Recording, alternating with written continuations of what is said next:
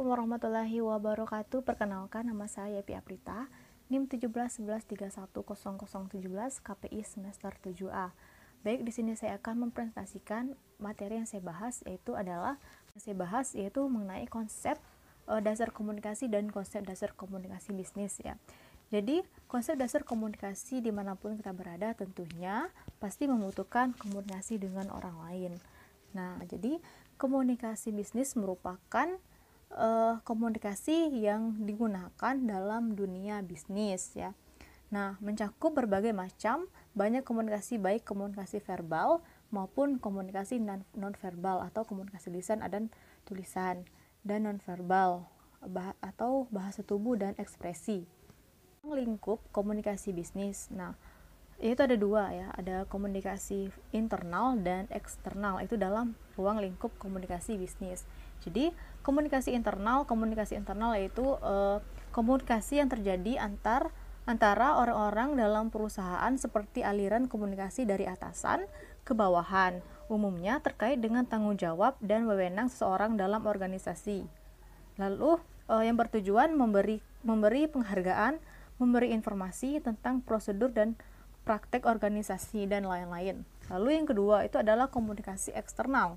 Nah, komunikasi eksternal dilakukan oleh organisasi atau perusahaan melalui kesepakatan manajemen untuk melakukan komunikasi dengan politik luar negeri dan atau publik dari luar ya. Ada bentuk-bentuk komunikasi bisnis ya. Jadi komunikasi bisnis itu bentuknya mencakup dua, yaitu ada komunikasi verbal dan komunikasi non-verbal. Nah, kita bahas komunikasi verbal. Nah, komunikasi verbal adalah komunikasi dalam bentuk percakapan atau tulisan.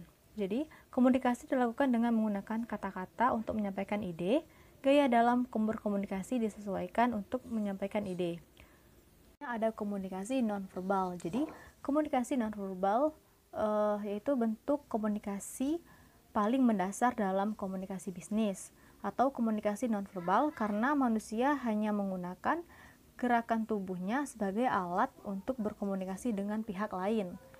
Jadi bisa dengan simbol seperti itu. Nah, lalu ada komunikasi nonverbal dapat tercermin dari perilaku atau tingkah laku, seperti menggerakkan gigi untuk menunjukkan kemarahan dan mengerutkan dahi untuk seseorang sedang serius atau berpikir, lalu berpangku tangan untuk menunjukkan seseorang sedang melamun, dan tersenyum berjabat tangan dengan orang lain untuk menunjukkan rasa senang, simpatik, dan penghormatan.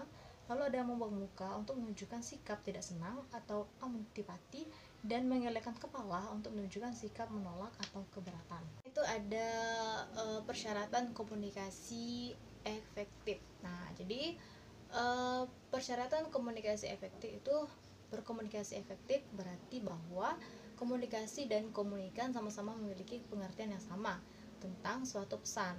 Nah, oleh karena itu, dalam bahasa asing orang menyebutnya the communication is the tone, yaitu kedua belah pihak yang berkomunikasi sama-sama mengerti apa pesan yang disampaikan. Lalu syarat-syarat untuk berkomunikasi secara efektif adalah antara lain itu menciptakan suasana yang menguntungkan. Lalu yang kedua itu menggunakan bahasa yang mudah ditangkap dan dimengerti, dan pesan yang disampaikan dapat mengunggah perhatian atau minat di pihak komunikan.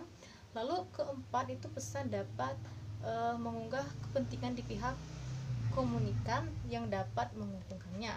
Dan terakhir itu pesan dapat menumbuhkan sesuatu penghargaan atau reward dari pihak komunikasi. Baik, terima kasih. Mungkin itu saja dapat saya sampaikan di materi kali ini. Jika terdapat kesalahan dalam penyampaian materi, saya mohon maaf, dan kepada Tuhan saya mohon ampun. Terima kasih. Wassalamualaikum warahmatullahi wabarakatuh.